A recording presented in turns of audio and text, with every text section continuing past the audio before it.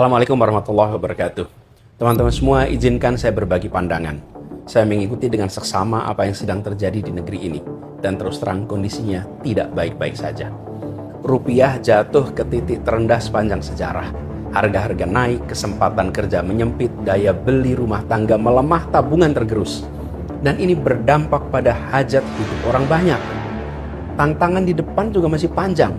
Geopolitik yang memanas, konflik membayang di Timur Tengah, dan para ilmuwan mengingatkan El Nino terkuat dalam sejarah pengamatan itu sudah ada depan mata. Satu ujian saja berat, saat ini beberapa datang bersamaan, maka beratnya berlipat.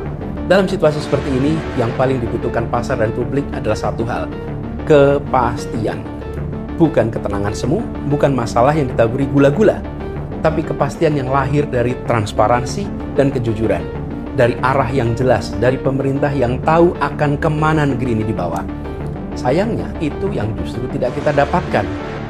Data dipilih-pilih, hanya yang baik yang ditampilkan, yang buruk disembunyikan. Komentar pejabat soal situasi serius sering terdengar enteng bahkan bercanda. Kebijakan berubah-ubah, hari ini begini, besok berbeda. Pasar bingung, publik bingung, investor menahan diri, bahkan sebagian kabur. Keteladanan juga tidak hadir. Di saat rakyat diminta berhemat mengencangkan ikat pinggang, pemerintah justru sibuk dengan hal-hal yang bukan prioritas. Pemborosan di atas, pengetatan di bawah. Ini tampak sebagai ketidakpekaan. Peringatan sudah datang dari mana-mana. Dari ekonom dalam negeri, dari lembaga keuangan internasional, dari media-media nasional dan internasional yang mengamati Indonesia. Tidak mungkin mereka semua keliru bersama-sama di saat yang sama. Ini yang dipertaruhkan adalah hajat hidup ratusan juta orang. Maka situasi ini harus diperlakukan dengan keseriusan yang sepadan.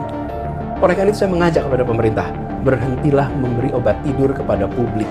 Buka data apa adanya, sampaikan masalah dengan jujur, berikan arah kebijakan yang jelas dan konsisten, pimpin secara solid, ajak, dan dari atas sampai bawah. Itu yang menenangkan pasar, dan itu yang akan menenangkan rakyat. Lalu pada teman-teman semua, bersiaplah. Suka tidak suka, masa-masa berat masih ada di depan kita. Tekanan ekonomi belum reda, cuaca ekstrim akan hadir dan menerpa, dan dunia di luar sedang bergolak. Tentu kita tetap harus optimis bahwa kita akan bisa melewati itu semua. Asal kita berjalan dengan mata terbuka, bukan dengan ilusi yang dibuat-buat. Kita pasti bisa, tapi syaratnya satu, serius. Mari kita serius mengurus bangsa ini. Terima kasih. Assalamualaikum warahmatullahi wabarakatuh.